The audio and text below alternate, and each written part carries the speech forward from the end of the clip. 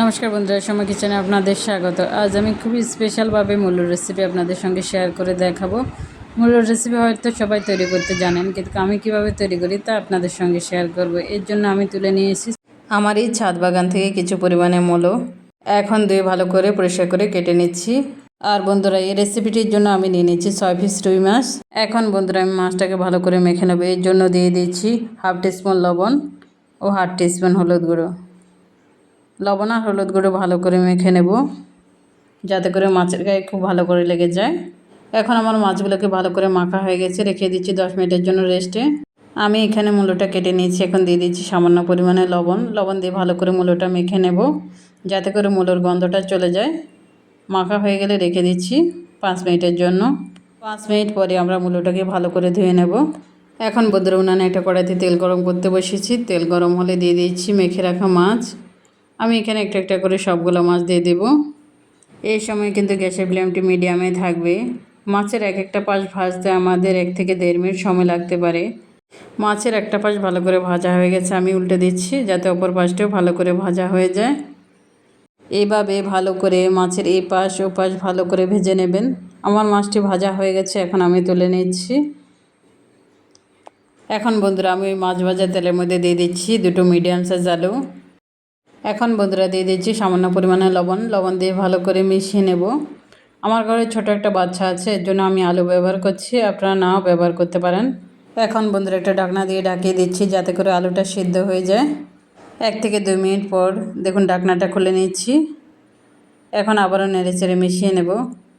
এখন দিয়ে দিচ্ছি বন্ধুরা কেটে রাখা মূলো দিয়ে হালকা নেড়েচেড়ে ফ্রাই করে নেব। দিয়ে দিচ্ছি সামান্য পরিমাণে হলুদ গুঁড়ো দিয়ে আবারও মিশিয়ে নেব।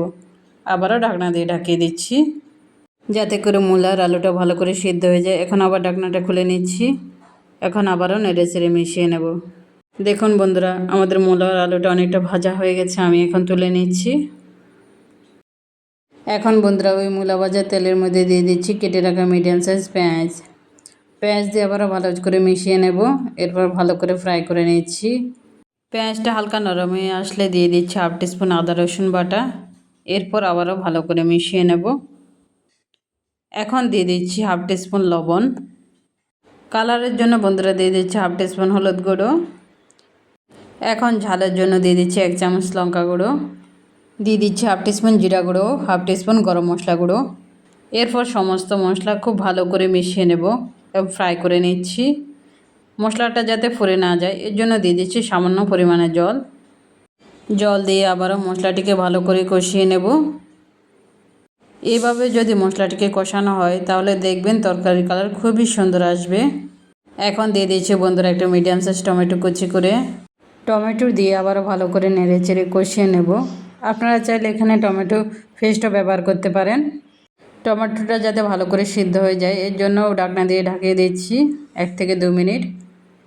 1 থেকে 2 মিনিট পর দেখুন ঢাকনাটা খুলে দিচ্ছি।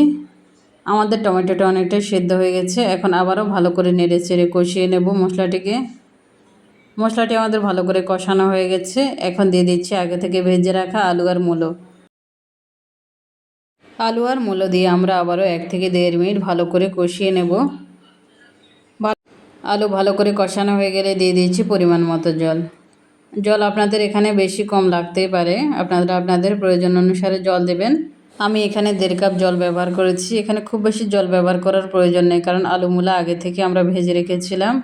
এখন ভালো করে মিশিয়ে ফুটতে দেব 1 থেকে 2 মিনিট। 1 থেকে 2 মিনিট পর দেখুন আমাদের তরকারিটা ফুটছে। এখন দিয়ে দিচ্ছি আগে থেকে ভেজে রাখা মাছ। আমি একটা একটা করে সবগুলো মাছ দিয়ে দিচ্ছি। মাছ দিয়ে আবারও ভালো করে নেড়ে দেবো। মাছগুলোকে জুসের ভিতর ঢুকিয়ে দিচ্ছি। এখন আবারও রান্না হতে দেবো 3 থেকে 4 মিনিট। এই সময় কিন্তু গ্যাসের ফ্লেমটি লোই থাকবে। এখন আমি ঢাকনা দিয়ে ঢাকিয়ে দিচ্ছি যাতে মাছের ফ্লেভারটা জুসের মধ্যে চলে আসে। এখন বন্ধুরা, আমি 2 থেকে 3 মিনিট পর ঢাকনা খুলে দেখে নিচ্ছি। দেখুন বন্ধুরা, আমাদের জুসটা অনেকটাই কমে গেছে, তরকারিটা অনেকটাই হয়ে এসছে। তরকারিটা যখন ঠান্ডা হয়ে যাবে জুসটা আরেকটু কমে যাবে। এই পর্যায়ে দিয়ে দিচ্ছি কেটে রাখা ধনেপাতা দিয়ে আমরা গ্যাসের ওভেনটাকে বন্ধ করে দেব। স্ট্যান্ডিং টাইম রেখে দিচ্ছি 5 মিনিট। গরম গরম ভাতের সঙ্গে রেসিপিটি পরিবেশন করবেন, খুবই দুর্দান্ত লাগবে। রেসিপিটি কেমন হয়েছে অবশ্যই কমেন্ট করে জানাবেন। যদি ভালো লেগে থাকে বাড়িতে অবশ্যই ট্রাই করে দেখতে পারেন। আমার চ্যানেলে নতুন বন্ধু হয়ে থাকলে চ্যানেলটি সাবস্ক্রাইব করার অনুরোধ রইল। পাশে থাকা বেল আইকনে অবশ্যই প্রেস করে দেবেন। যখনই আমি নতুন কোনো ভিডিও আপলোড করব সর্বপ্রথম আপনাদের কাছে পৌঁছে যাবে। আবারও হাজির হয়ে যাব অন্য কোনো রেসিপি নিয়ে। ধন্যবাদ সবাইকে ভিডিওটি দেখার